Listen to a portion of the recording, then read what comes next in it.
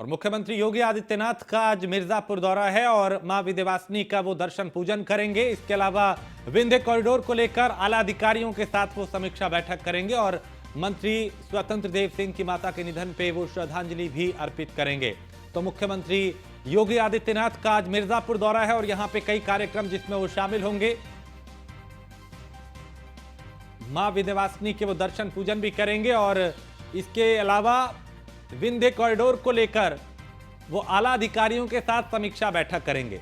इससे पहले भी मुख्यमंत्री प्रदेश के अलग अलग जिलों में जाके वहां के जमीनी हालात को देखते रहे हैं, कैसे विकास को वहां पे और बेहतर किया जाए, कैसे वहां पे जो प्रोजेक्ट जिन पे काम चल रहा है उनमें और गति लाई जाए, कैसे गांव और शहर का विकास किया जाए, कैसे सबका साथ सबका विकास का जो मूल मंत्र है सरकार का उस पर आगे बढ़ा जाए। और योगी सरकार खुद योगी आदित्यनाथ के एजेंडे में विकास सबसे पहली प्राथमिकता और विकास के जो प्रोजेक्ट जिन पे काम चल रहा है उनको खुद वो उन पे नजर रखते हैं, उनकी जानकारी लेते हैं, उनकी समीक्षा करते हैं, उसका फीडबैक लेते हैं। और आज यहां विंध्य कॉरिडोर को लेकर भी आला अधिकारियों के साथ वो समीक्षा बैठक करेंगे।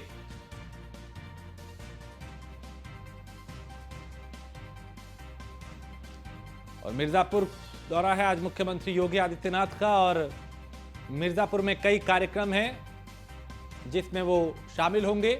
मां विंध्यवासिनी के दर्शन पूजन भी वो करेंगे और विंध्य कॉरिडोर को लेकर आला अधिकारियों के साथ वो समीक्षा बैठक भी करेंगे। और रामलाल साहनी हमारे संवाददाता इस पे ज्यादा जानकारी के साथ। रामलाल, आज मुख्यमंत्री मिर्जापुर आ रहे हैं, क्या कुछ कार्यक्रम उनके? जैसे ही कल सूचना मिला योगी आदित्यनाथ जी जनपद में आ रहे हैं, वैसे ही जिले के जिला अधिकारी, पुलिस अधीक्षक और जितने आला अधिकारी हैं कल से ही लगातार सुरक्षा व्यवस्था को लेकर के, साफ सफाई को लेकर के लगे हुए हैं। पूरे रात भर कई अधिकारी जाग करके विंध्य कॉरिडोर जो उनका ड्रीम प्रोजेक्ट है उसको लेकर के वहां के चारों तरफ की सुरक्षा व्यवस्था तथा साफ सफाई को लेकर के एकदम मुस्तैद तैयारी में लगे हुए हैं। तथा इनके आगमन 3:35 विंध्य कॉरिडोर का है। यहाँ पर आएंगे, विंध्य कॉरिडोर जो उनका ड्रीम प्रोजेक्ट है इस पर वो आज विमोचन करेंगे ड्रीम प्रोजेक्ट का। और यहाँ से पहले आएंगे आपके कैबिनेट मंत्री स्वतंत्र देव सिंह के माता जी के श्रद्धांजलि देंगे और वहां से कमिश्नरी जाएंगे जहाँ पर आला अधिकारियों के साथ विंध्य कॉरिडोर के निर्माण में समीक्षा बैठक करेंगे। कब तक वहां पहुंचने की संभावना मुख्यमंत्री के? यहाँ पर 2 बजे। ठीक है, चलिए, बहुत शुक्रिया रामलाल जानकारी के लिए। तो 2 बजे के आसपास मुख्यमंत्री मिर्जापुर पहुंचेंगे और यहीं पर यहाँ कई कार्यक्रम हैं जिसमें वो शामिल होंगे। इसके अलावा विंध्य कॉरिडोर को लेकर समीक्षा बैठक करेंगे।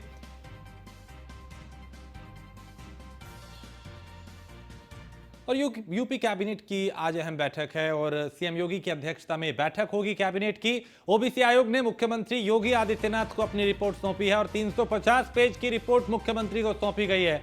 आज कैबिनेट बैठक में ये रिपोर्ट पेश की जाएगी और पिछड़ा वर्ग आयोग ने रिपोर्ट सौंपी है। निकाय चुनाव में आरक्षण पर यह रिपोर्ट है जो वक्त से पहले सौंप दी गई, यानी निकाय चुनाव का रास्ता लगभग साफ हो रहा है और जल्द निकाय चुनाव को लेकर बड़ा ऐलान भी हो सकता है। तो आयोग ने पहले समय से पहले ही अपनी रिपोर्ट जो है वो सौंप दी है और अप्रैल के पहले सप्ताह में चुनाव की घोषणा भी हो सकती है, ऐसी संभावना है। तो आज कैबिनेट की अहम बैठक है और इस बैठक में कई ऐसे प्रस्ताव हैं जिन पे मोहर लग सकती है। इसके अलावा निकाय चुनाव का रास्ता लगभग साफ होता हुआ दिखाई दे रहा है, क्योंकि जो आयोग है ओबीसी उसने अपनी रिपोर्ट मुख्यमंत्री को सौंप दी है। आज इसे कैबिनेट में पेश किया जा सकता है। आयोग ने समय से पहले ही अपनी रिपोर्ट सौंपी।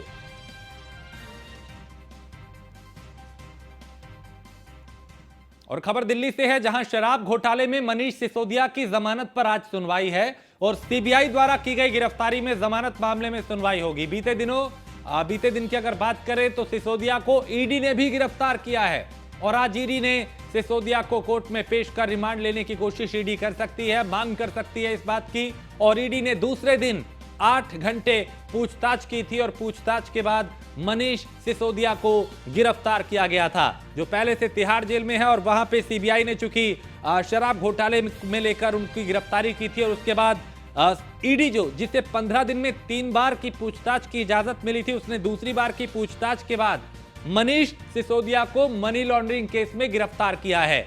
ये गिरफ्तारी और पेचीदा होती जा रही है, चूंकि सीबीआई के बाद अब सिसोदिया पर ईडी का शिकंजा भी कसता जा रहा है। और आज एक तरफ जहां पहले मामले में यानी जो सीबीआई ने गिरफ्तारी की थी उस मामले में जमानत पे सुनवाई होनी थी, उससे पहले रात को ईडी ने भी गिरफ्तार कर लिया है।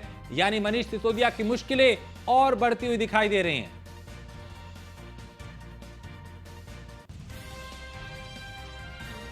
तो पूछताछ के बाद सिसोदिया को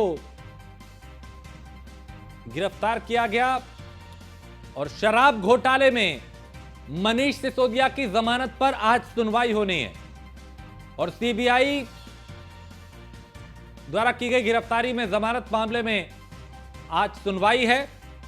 और कल सिसोदिया को यानी आज सुनवाई से पहले कल रात में ईडी ने पूछताछ कई घंटों तक की थी, उसके बाद ईडी ने भी गिरफ्तारी की। अब ईडी भी उनका रिमांड मांग सकती है। ऐसे में मनीष सिसोदिया की मुश्किलें और बढ़ रही हैं। आम आदमी पार्टी इसे राजनीतिक षड्यंत्र बता रही है। खुद सिसोदिया ने जेल से एक चिट्ठी लिखी है, उसमें भी कई गंभीर आरोप लगाए गए।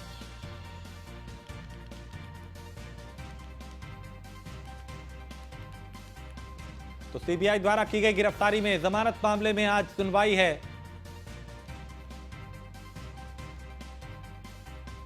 और खबर मथुरा से है, जहां श्री कृष्ण जन्मभूमि मामले पर आज सुनवाई है। और श्री कृष्ण जन्मभूमि और ईदगाह विवाद पर आज फैसला आ सकता है। कोर्ट पर सबकी नजरें हैं, चूंकि इस मामले में आज फैसला आएगा और श्री कृष्ण जन्मभूमि और ईदगाह विवाद पर आज फैसला आ सकता है।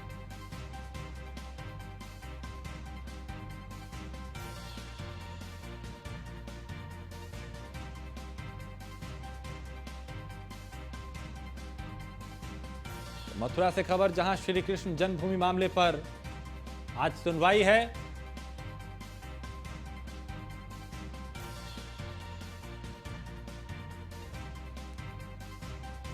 और अगली खबर मेरठ से है, जहां उपराष्ट्रपति ओपी धनखड़ और मुख्यमंत्री योगी आदित्यनाथ का कल वो मेरठ आएंगे कल। और सीसीएस विश्वविद्यालय में 3 दिवसीय आयुर्वेद पर्व है। मुख्यमंत्री इसका शुभारंभ करेंगे। लोहिया नगर पीटीएस भी जाएंगे दोनों दिग्गज, यानी ओपी धनखड़ और मुख्यमंत्री योगी आदित्यनाथ।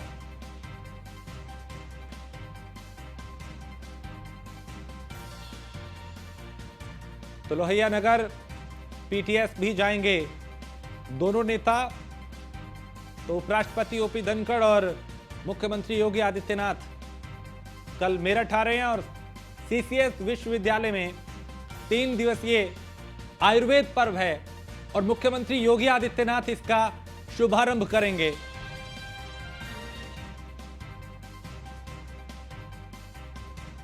खबर मेरठ से है, जहां किसान मजदूर महापंचायत आज है और नरेश टिकैत और राकेश टिकैत महापंचायत में मौजूद रहेंगे। मेरठ के कमिश्नरी पार्क में महापंचायत होगी, जिसमें गन्ना मूल्य, आलू मूल्य और बिजली मीटर को लेकर महापंचायत की जाएगी। एसएसपी ने सुरक्षा के पुख्ता इंतजाम करने का दावा किया है। पुलिस फोर्स को तैनात किया गया है। 10 जिलों के किसान यहां पहुंच रहे हैं और आसपास के किसानों ने कमिश्नरी पार्क में डेरा डालना शुरू कर दिया है। बड़ी संख्या में यहां पे किसानों के पहुंचने की संभावना है। राकेश टिकैत और नरेश टिकैत भी यहां पे पहुंचेंगे, जो पहले से ही किसानों के मुद्दों को लेकर, चाहे दिल्ली का जंतर मंतर हो या फिर कोई दूसरी जगह, हर जगह वो किसानों के मुद्दों को उठाते हुए दिखाई देते हैं। आज एक महापंचायत होने जा रही।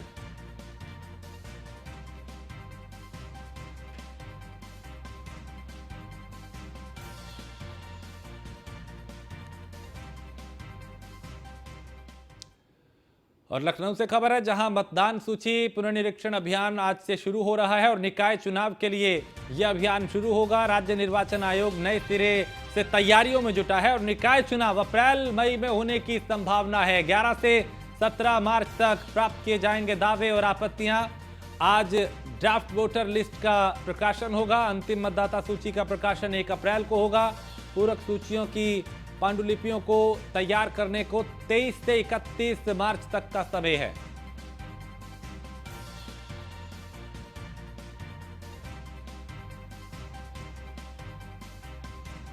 निकाय चुनाव को लेकर अब तैयारियां और तेज हो रही हैं।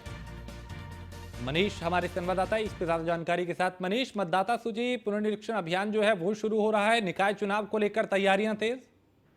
जी हाँ, निश्चित तौर से आपको बता दूं कि जिस तरीके से निकाय चुनाव की जो लिस्ट थी, जो आयोग ने कल मुख्यमंत्री को सौंपी और आज कैबिनेट में उस प्रस्ताव में रखा जाएगा, उसके बाद जिस तरीके से हाई कोर्ट में अपील के द्वारा एक बार फिर से निकाय चुनाव की तारीख के लिए अभियान चला जाएगा।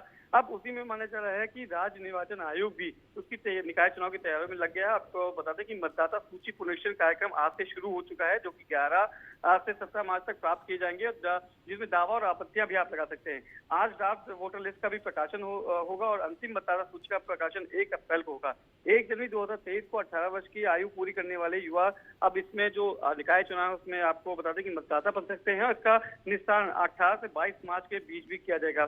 दावा आपत्तियों के निस्तारण के बाद पूरक जो परिपेयर को तैयार करने के लिए जो समय दिया गया है, 23 मार्च से 31 मार्च तक दिया गया है का समय दिया गया है। तो माना जा रहा है जिस तरीके से राज्य निर्वाचन आयोग की तैयारी है, उसमें अगर इनकी तैयारी पूरी रहती है तो अप्रैल के जो दूसरा सप्ताह है, उसमें ये माना जा रहा है कि ये कार्यक्रम पूरा कर लिया जाएगा और जिसके बाद अप्रैल लास्ट लेके और मई के पहले सप्ताह में अगर हाईकोर्ट अपनी निर्देश दे देता है और उसका आदेश आ जाता है, तो उसके बाद माना जा रहा है कि मई में जो है अप्रैल लास्ट से और मई के दूसरे सप्ताह के बीच में उत्तर प्रदेश में जो निकाय चुनाव जो बहुत दिनों से लंबित है, उनकी जो प्रक्रिया है वो पूरी हो सकती है। और एक बार फिर से आपको राजनीतिक गर्मियां जो है राजेश, वो उत्तर प्रदेश में बढ़ती हुई और जो अभी से जिस तरीके से कल आयोग ने अपनी जो रिपोर्ट है, उसके बाद जो राजनीतिक गर्मी है वो भी कहीं ना कहीं आपको पारा चढ़ते हुए नजर आने लगा है। जी बहुत शुक्रिया मनीष इस तमाम जानकारी के लिए। तो निकाय चुनाव को लेकर अब तैयारियां जो हैं वो तेज होने लगी हैं और पूरक सूचियों की पांडुलिपियों का तैयार करने को 23 से 31 मार्च तक का समय है। अब उसको लेकर पूरी तैयारी की जा रही है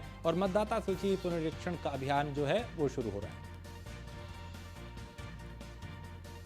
खबर लखनऊ से है, जहां लोहिया संस्थान की निरस्त स्टाफ नर्स भर्ती परीक्षा कल होगी और परीक्षा के लिए उत्तर प्रदेश में 33 केंद्र बनाए गए हैं। कल दोपहर 12 से 2 बजे तक स्टाफ नर्स की भर्ती परीक्षा होगी और करीब 10,000 अभ्यर्थी इसमें हिस्सा ले रहे हैं। परीक्षा में गड़बड़ी रोकने के लिए संस्थान प्रशासन ने कई कदम भी उठाए हैं और संस्थान की वेबसाइट पे प्रवेश पत्र जारी किया गया है।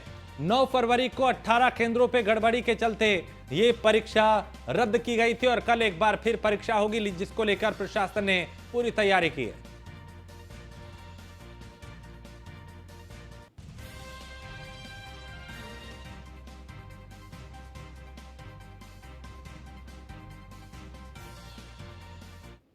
और लखनऊ कानपुर के बीच मेमू रेल सेवा कल जो है वो शुरू हो रही है। सोमवार से एक बार फिर से मेमू जो है वो चलेगी और सोमवार से शुक्रवार 12 कोच वाली मेमू सेवा है उसकी शुरुआत हो रही है।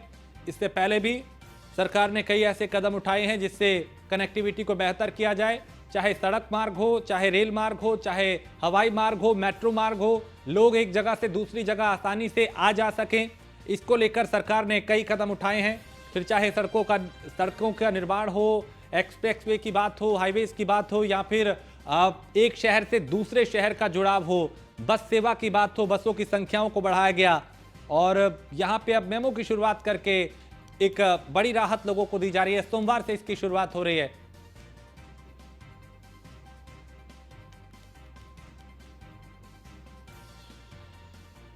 तो सोमवार से शुक्रवार तक चलेगी 12 कोच वाली ये मेमू सेवा और इसके जरिए हजारों लोगों को राहत मिलेगी, फायदा होगा जो एक जगह से दूसरी जगह जाएंगे। तो सरकार की एक कोशिश रही है कि यातायात को सुविधाजनक किया जाए, उसे सरल बनाया जाए, लोगों की समस्या को कम किया जाए।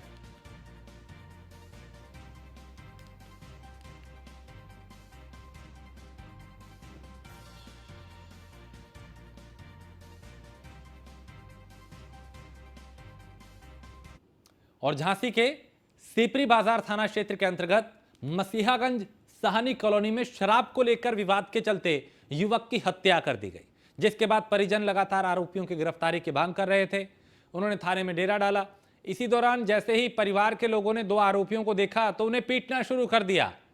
बताया जा रहा है कि जब तक थाने में मौजूद पुलिसकर्मी उन्हें बचा पाते तब तक उनकी खूब पिटाई की गई और मारपीट का वीडियो भी वायरल हो रहा है।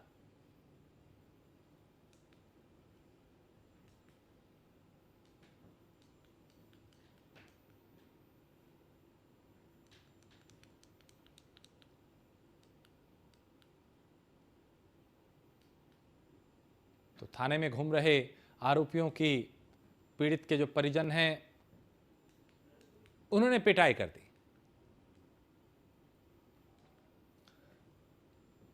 और पीलीभीत में एक दर्दनाक सड़क हादसा हुआ। यहां बताया जा रहा है कि ट्रैक्टर पलटने से एक युवक इसमें दब गया, उसकी मौत हो गई। और जब ये खबर परिवार को मिली तो उनमें मातम पसर गया। ये ट्रैक्टर अनियंत्रित होकर पलटा और इसकी चपेट में आकर एक युवक की दर्दनाक मौत हो गई।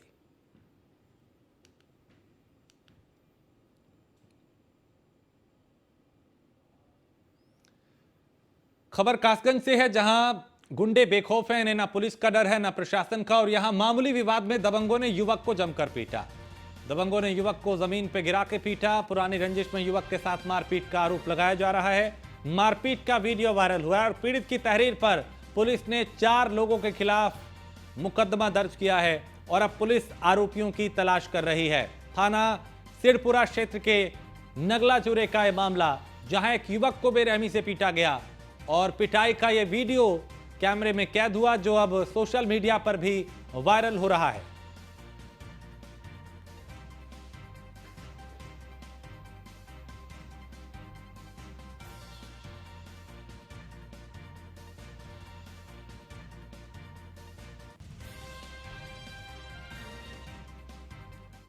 तो मारपीट का यह वीडियो जिसमें एक युवक को बेरहमी से पीटा जा रहा है। कई लोग यहां पे इस युवक को घेर के मारते हुए दिखाई दे रहे हैं। किसी बात को लेकर विवाद हुआ था और यह विवाद फिर देखते ही देखते इतना बढ़ गया कि यहां मारपीट होने लगी।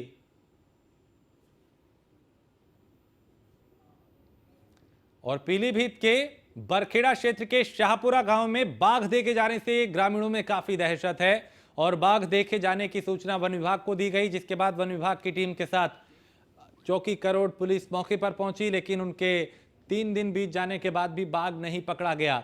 वन विभाग द्वारा लगातार कोशिश करने के बाद तीसरे दिन भी बाघ नहीं पकड़ में आया। फिलहाल वन विभाग की टीम बाघ को पिंजरे में कैद करने के लिए काफी मशक्कत कर रही है।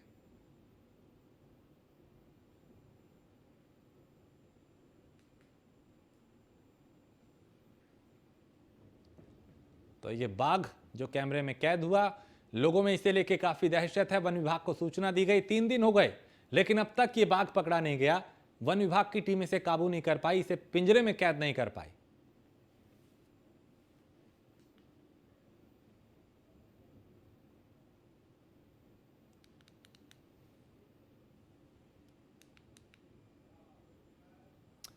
औरैया से खबर है, जहां पे शौचालय में एक महिला का शव मिलने से हड़कंप मच गया और पति पर हत्या की आशंका जताई जा रही है। पति पर ही हत्या का आरोप लगा है।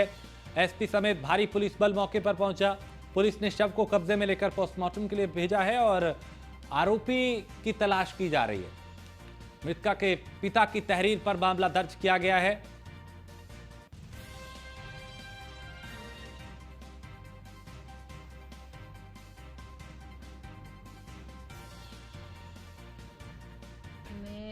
ब्लॉक नंबर 15 में सरिता वाइफ ऑफ सरमन अभी लगभग 9:45 बजे के करीब सूचना प्राप्त हुई है कि ये सरमन ने अपनी वाइफ की हत्या कर दी है। मौके पर तत्काल पुलिस आई, सभी राजपत्रित अधिकारी आ गए हैं। देखा हमने बॉडी जो है, जो टॉयलेट है उसमें पड़ी थी, तो गेट थोड़ा सा मेंड करके उसको निकलवाया है बॉडी को। तो गले पे चोटें दिखाई पड़ रही हैं और माथे पर भी चोटें हैं। पति की तलाश के लिए 4 टीमों को लगा दिया गया है। बताया जाता है कि सरमन फतेहाबाद का रहने वाला है और पति पत्नी में पूर्व में कभी विवाद हुआ था, लेकिन पिछले 6-7 महीने से जो है विवाद ठीक हो गया था और ये फतेहाबाद में खेती बाड़ी करता है। मैं ब्लॉक नंबर 15 में सरिता वाइफ ऑफ सरमन अभी लगभग 9:45 बजे। और खबर लखनऊ से है, जहां ग्लोबल इन्वेस्टर समिट को लेकर लगातार कई कामयाबियां जो हैं वो सामने आ रही हैं और ग्लोबल इन्वेस्टर समिट को जमीन पर उतारने की कवायद शुरू हो चुकी है और पीएम मोदी आयोजन के खास मेहमान हो सकते हैं। 34 लाख करोड़ रुपए से अधिक का निवेश प्रस्ताव मिला है। औद्योगिक विकास विभाग आयोजन की तैयारियों में जुटा है। प्रदेश सरकार ब्रेकिंग सेरेमनी की तैयारी कर रही है। इंदिरा गांधी प्रतिष्ठान में आयोजित हो सकता है एक कार्यक्रम, और चूंकि जीआईएस को लेकर जो ग्लोबल इन्वेस्टर समिट है उसको लेकर योगी सरकार ने कई ऐसे कदम भी उठाए थे जिससे निवेशकों का ध्यान उत्तर प्रदेश की तरफ आए, वो निवेश करे, वो निवेशकों को लाने में कामयाब भी रहे।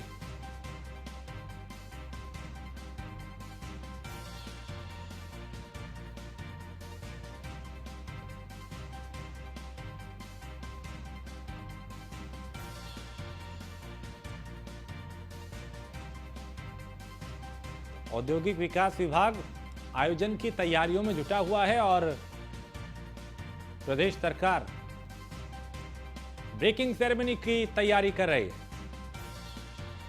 इंदिरा गांधी प्रतिष्ठान में कार्यक्रम हो सकता है और प्रधानमंत्री भी इसमें पहुंच सकते हैं।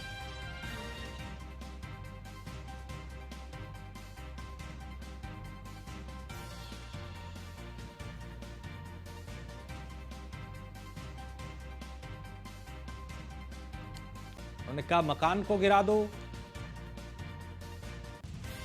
योगी की सरकार में रेप की कोशिश जैसी वारदात बर्दाश्त नहीं। महिला के घर में घुस के रेप की कोशिश का आरोप है, तो प्रधान समेत उसके साथी पर आरोप लगा। आरोपी मौके से फरार, पुलिस जांच कर रही है।